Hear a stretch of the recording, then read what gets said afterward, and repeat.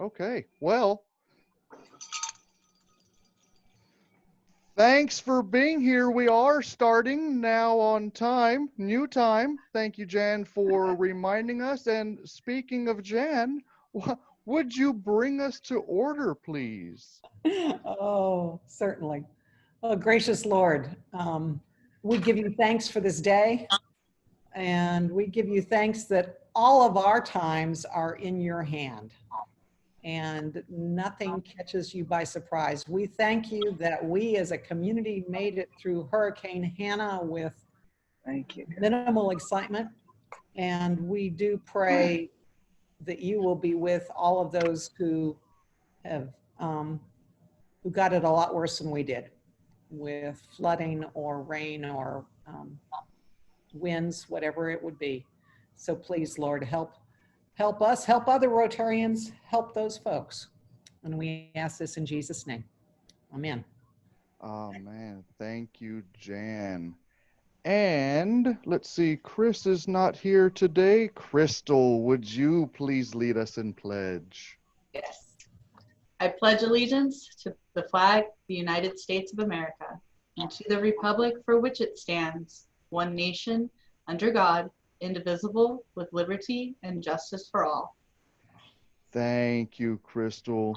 And Pep, would you lead us in song? Rotary, that spells Rotary. Rotary, it's known on land and sea. From north to south, from east to west, one prophet must who serves the best. Rotary, that spells Rotary.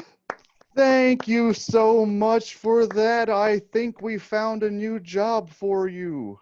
That was beautiful. Thanks so much. Well, I thank don't you. have any visiting Rotarians or guests of Rotarians here today. Let's see, Ruth's not here, but she had a birthday last Wednesday. If you see Ruth out and about, be sure to wish her a happy 21st birthday. I don't see Bud here, but wish him and Sarah a happy wedding anniversary that is coming up on this Friday. And speaking of anniversaries, Danny turns a Rotary 1 year old this Thursday. Thank you, Danny, for being with us for an entire year. We hope there are 50 more to come. Do we have any happy dollar announcements? I know we had some PSAs at the top of the show. Anybody want to have a happy dollar announcement for us today? I'll just do another thank you because Leslie's on now. So thank you, Leslie, for sponsoring lunch yesterday and the breakfast today for the men and women out there, providing free COVID-19 tests to our community. And a big thank you to Crystal Emery for the second testing round in a row for gathering donations to help us keep those crews happy and fed. It really goes a long way. So we appreciate that. You're welcome. I'm here, dialed in. Hello, Leslie. I'm glad you're able to join us. Good. Any more happy dollar announcements today? All right, fantastic. One more announcement. We are in week 3 of our membership strengthening program. Thank you to all who participated, and we will get to the Paul Harris weekly drawings at the end of the show. And be aware that in your bulletin today, there is a new reporting for those weekly pairs. Instead of sending an email, all you have to do is fill out a Google form, and the link is directly in the step 2 of your pairs. And so be aware of that. And so today, Janine and Mac, thanks for being with us. And we want to hear about hurricane things. And so I hope you have some hurricane knowledge to impart on us. So who wants to go first? Janine, you want to go first? You want me to go first? It's up to you. Okay. Well, I guess I could start. So as everybody knows, well, if you didn't know, we don't know where you were if you missed Hurricane Hanna. But the way Hanna formed, it was pretty rapid for the city. We found out about 10 p.m. on Wednesday night that the city was in a tropical storm. It was either a watch or a warning. I think it was a tropical storm warning, because all we had was kind of a blob of clouds out there in the Gulf of Mexico. So I made a few phone calls, and I had to wake a few of my folks up and say, let's meet at 8 in the morning on Thursday. And we dusted off our plan. And I don't know if you can see it. It's one of those red books right back there. That's the emergency services plan for the city. And we have already had it open for the pandemic. There's a number of steps in there, but we dusted that thing off for the upcoming tropical storm hurricane. At that point, we went from our readiness condition of 4, which is where the city always is during hurricane season, from June 1st to November 30th. And that just means we're elevated. We're watching the tropics. I have a risk manager that watches all that, watches the FEMA website, the National Hurricane Center, the National Weather Service out of Corpus Christi. So David Solis does a great job of following the tropics and other severe weather events that typically come with the summer. So he was the one that alerted me to, hey, they're starting to elevate some issues out in the Gulf of Mexico. And since we were already at elevated condition 4, he's doing exactly what he's supposed to be doing. And then, so on Thursday morning, we elevated our condition to readiness condition 3 for the city. And it goes to 1, means the hurricane's here and we're out fixing things. But we never got beyond 2 for this storm. 3 just means we put all city crews on alert that there's something brewing that may require their extra effort. We fill every city vehicle to the top with fuel, police cars, all vehicles, and we start pulling in all the loose impediments. And then we start preparing the landfill for closure, because the landfill takes a little while to cover it up. And we don't want garbage flying all over the neighborhood in 100-mile-an-hour winds. So we did that Thursday morning, and then we watched the progress of the storm. And of course, it looked like it was going north of us. And then we thought, well, we'll be on the good side of the storm if you're going to have something. And then that track just gradually started shifting south, and it was going right over Corpus. I'm like, okay, that'll get a little more interesting. And it had a southwesterly component to it when it hit land. That's kind of unusual in that, well, being through a number of hurricanes in this area, and when I had the base, I don't know how many people know this little tidbit of history, but the city of Corpus Christi has never been hit directly by a storm past the letter C. So here we got a letter H coming at us, and I don't know if they're going to count Corpus as getting hit by the letter H storm and change that little piece of tidbit factual advice that they put out or not. I have no idea. But the interesting part of this was this high level circulation, or the high pressure dome that had formed from the Ohio River Valley going back into Oklahoma was elongated kind of to the southwest. And that's kind of unusual that it got this far south to drive this storm on a southwesterly heading when it came ashore. Because that's not what the storm wants to do. When it's spinning in a counterclockwise rotation, it's kind of like a little auger, and it wants to go to the path of least resistance, but it also, with everything being equal, it wants to turn to the north because of the way it spins. So you got the storm, the surface friction, trying to pull it to the north, northwest, and the wind's trying to blow it to the southwest. What ended up happening on Thursday is the storm became unstacked, meaning the top and the bottom weren't on top of each other, they were leaning. And so that's kind of what held the winds down to that. I think everybody recalls through Thursday, we were like 40, 45 mile an hour winds. And we were like, okay, we can handle that. Well, the next morning, we had some phone calls from the National Weather Service. Judge Rudy Madrid called me at about 7 in the morning, said he just got off the phone with the director. They informed him, hey, the storm has reformed. It stacked itself again. That's bad when it stacks. And let me see if I can get Charlie in here, my facilities guys out there. And and because it was so broad, everybody saw how large that eye was. Well, the bad part is when it sucks in on itself. And thank you, sir. And so it started increasing in intensity, and we kind of, okay, this is it. And then it started shifting south. And the concern that Janine and I and many of the city officials and the county officials had was, even with its southwesterly track, the eye wall, the most dangerous part of the storm, and the front right quadrant looked like they were going to slam right into Kingsville. That would have been really bad for us. Even for an 80-mile-an-hour storm, that would have been very, very bad for us. And so we really hunkered down. We got people took their roles and responsibilities seriously for the city. I mean, we got garbage cans picked up, we got everything out of the way, and then they bagged upwards of almost 10,000 sandbags and gave them out to the public for free. So that's kind of what happened on Friday. And then Saturday morning, the rain started. I was in here all day Saturday, and this thing just kept shifting further south. And I was like, yay. It was going to hit us. The center of circulation was going to miss us originally by only 18 miles, putting us on the north eye wall. By the time the storm came ashore and it went across Highway 77, the center of circulation was 47 miles south of Kingsville. Well, you saw what that eye wall did to Ricardo, Rivera.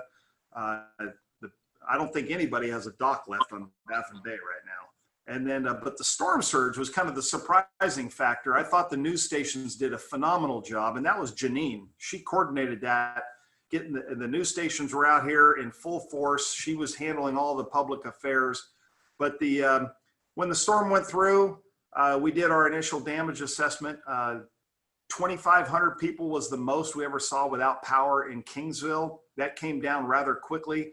When the winds are above 35 miles an hour, AEP will not get in their bucket trucks and get off the ground. It's just too dangerous. But they can do a lot of things from the ground. They can reset blown inline circuit breakers with their 45-foot fiberglass poles. If you've ever seen them do it, it's pretty interesting to watch. If you don't know what they're doing, you see some guy with a long pole reaching up to touch electrical wires. He knows what he's doing. He's actually resetting the circuit breakers. They replace them.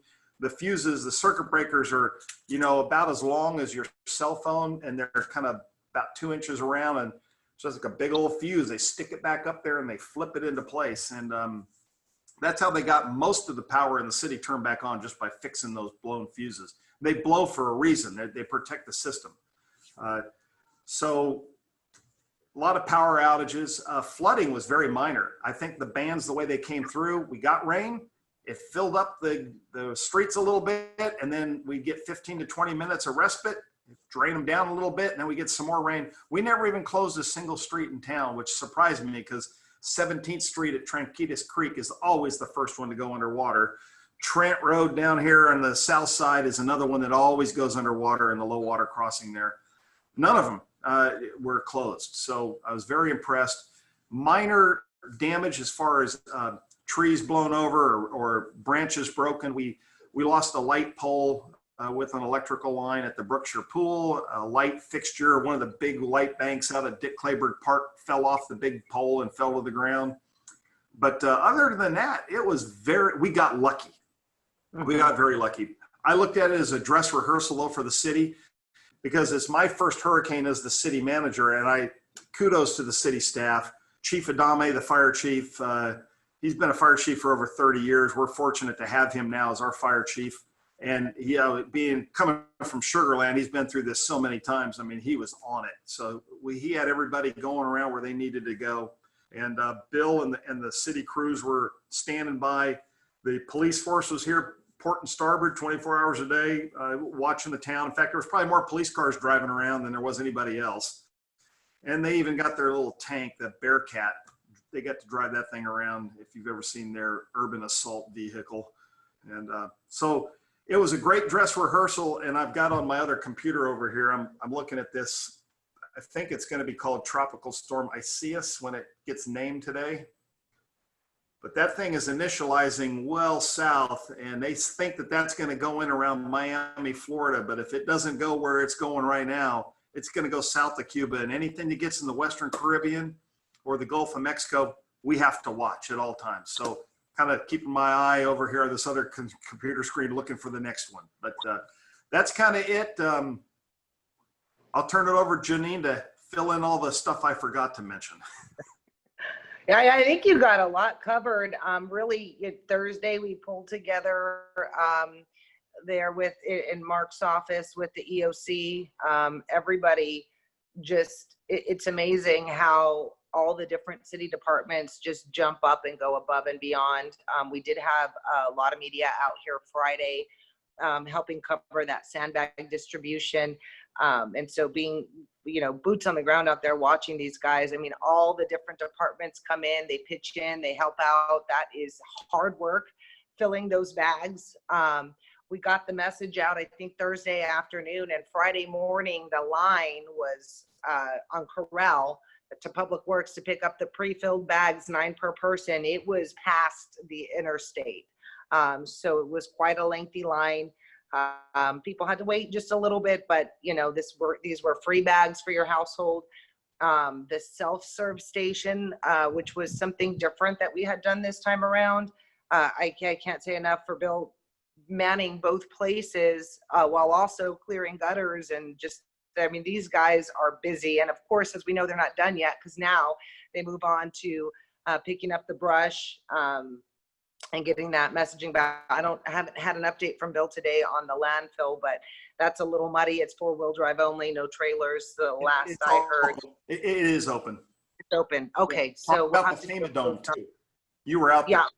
Yes, the FEMA Dome, Saturday morning, I want to say about 7 a.m., I got a call from Rudy saying he had gotten the call from the National Weather Service. And it wasn't until Saturday morning, I believe, it all blurs together, that this thing got upgraded to a Category 1 hurricane. And National Weather Service called Rudy outside of the briefings that we have throughout the day and said, this thing could have wind gusts upwards of 100 miles an hour.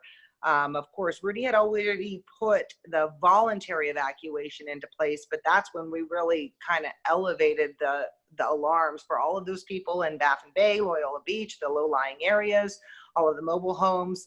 They really needed to get out. And so we reiterated that, opened the FEMA domes. Of course, many of us have been through plenty of hurricanes. We have not yet been through a hurricane in the middle of a global pandemic where you cannot crowd people together. So that added a whole extra layer of concern. The Red Cross was out there working. I had some conversations with them. They were same guys who were here last year for our microburst.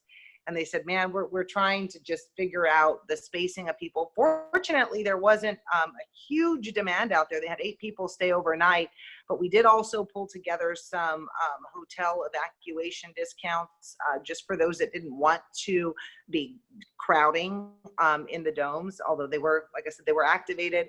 The city pitched in. I know Charlie brought some of his temperature taking machines. So those are really cool and come in handy in a situation like this where you've got to screen everybody before they even come in to seek shelter, because we really didn't want to have, one emergency cause yet another. We've been seeing our numbers go down. We want to continue to see our numbers go down, and that keeping people separated is still very much a very big concern here. So and national news was here on Saturday.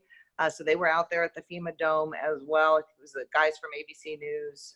We had Katya come down to cover Kingsville on Saturday, and then Channel 3 had a crew here as well. So we had a lot of people here covering our community, but very impressed with the way, then I think it was Saturday we had the tornado warning. Of course, that was just on the northwest side of town and was leaving the area, but we still wanted to just make people aware. So we got that put out really rapidly throughout the duration of time from Thursday through Monday morning when we were updating power outages and everything. I think we had 40 posts on our page, on the City of Kingsville Facebook page, and that's always mirrored on the county side, because throughout the COVID crisis, we've really partnered with them to make sure that our messaging is consistent and across the board. So you would have seen the same coming out of the Clayburgh County pages, but situations like that, it's really, really important to get those messages out really quick. We only ended up doing one press release because a lot of these little tidbits of information, they're fleeting, but they're urgent. So I talked to city manager yesterday, and we talked to the person that runs our web page. And I think what we're going to do is put that Facebook page link directly onto the city's website for those that don't have Facebook, or just another place to reach out and let people know. The media typically follows that, so they're pushing that messaging out too, which is really essential in a situation like that can turn life or death really quick. So I think that's about all I have. A couple of follow-up comments I'll add to that. Jeanine, great job.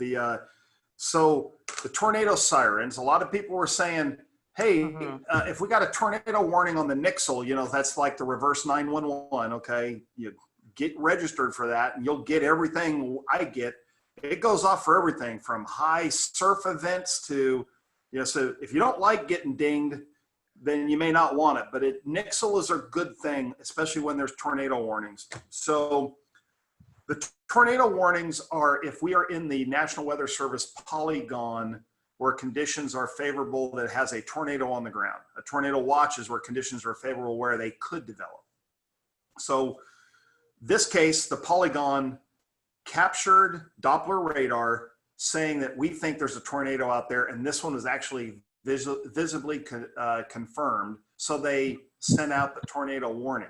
The reason why the sirens didn't go off is because it was outside of 6 miles of our city limits. And so that's the limit of our sirens, is 6 miles outside the city limit.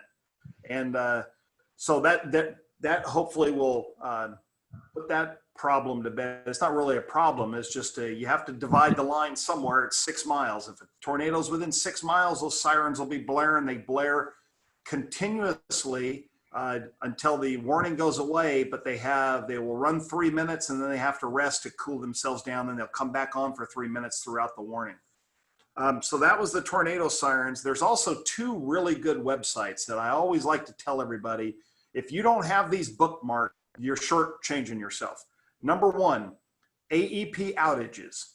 If you just Google AEP, that's the power provider for South Texas here, kind of with NEC outside the city limits, but AEP in our area, if you Google their outage, they have a map and it's interactive. You can zoom into your neighborhood and you can see who's without power. And so they will tell you when they think it's going to come back up, how many are down, and you can report your power outage and you will get messages back as they're working on it. So that's a really good website, AEP. And the second one is if you have to drive through any storm, any winter event, drivetexas.org. All one word, Drive Texas, all spelled out, DRIVETEXAS.org. You can look at, it'll show you color coded. In orange is all the construction and blue is everything that's underwater. And I think pink is anything that's covered in snow, if it's that kind of an event. But down here, when you get a hurricane, you see things covered in blue. Those are roads that are closed. You can actually put your cursor on the little blue road, click on it, and it'll open up a window and it'll tell you why it's closed and how deep the water is, and don't go through it. So 2 really good websites everybody should have in their phone. And the last one, nothing to do with the hurricane, but if you have not heard the news, Clayburgh Commissioner Shorty Salinas passed away last night. An active Clayburgh County Commissioner. Now he was life flighted about 10 days ago to Corpus Christi for severe COVID-19 complications that required a ventilator. We thought he was coming out. He was in critical condition. He was in the ICU. He started coming out of it. And unfortunately, I don't know, maybe Janine, 48 hours ago, maybe 36 hours ago, he had a heart attack. And he succumbed to that last night. So, well, and I talked to Francis this morning because we had been in the loop. We hadn't officially externally confirmed anything because that's really the judge's bag, but he is confirming obviously now that it was COVID related. And she's saying what Francis said is they're attributing it to COVID, not to the heart attack. Was yet another one of those side effects from COVID. So really, really unfortunate for our community, and just it is. And he is a great American. I didn't know him too well. My opportunities to meet him were at county commissioner meetings. got to talk to him a little bit. And when we did some of the food drives during this COVID pandemic, he was out there humping boxes of food all the time. But so the mayor and I have agreed to lower the flags on the city flagpoles to half staff. And I know I'm going to get flack from those people who say only the president can do that. But in this case, I don't care. Rotary was a good man, and we're going to respect him.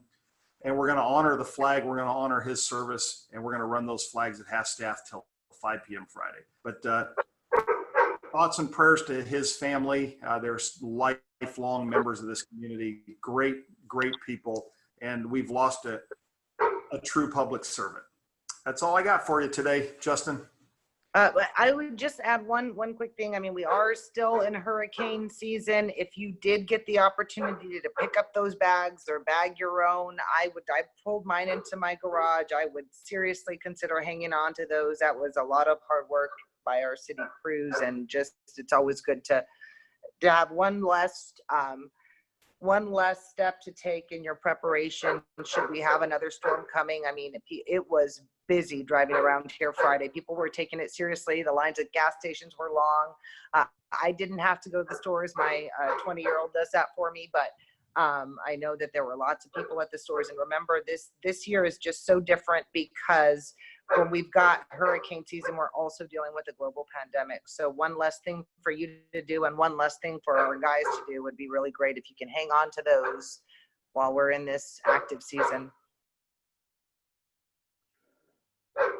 Thank you, Janine. Thank you, Mac. A lot of great information. We certainly appreciate the updates today. And thank you for your continued service, both of you. We have a few events coming up throughout the rest of the month, which is just this week. There are still some Rotary International Convention breakouts. You can go to the Rotary International Convention website for those remaining breakouts. This Saturday is Rotary Multi-District Training Institute. It is a free registration, but you must register for that.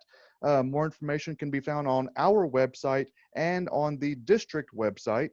This coming Monday, we will have our regularly scheduled Board of Directors meeting, 11:30. The Zoom invite will go out as soon as possible, and with a follow-up or a email coming before that with a recap of the last meeting and some things to prepare coming into our upcoming Board of Directors meeting. A lot of information to cover. And next month, the beginning of the month, we have Eddie Bartnetsky, our district governor, coming in for our visit, where we will review our goals and our plans and our strategic planning and all those kinds of things for the year. So a few things upcoming.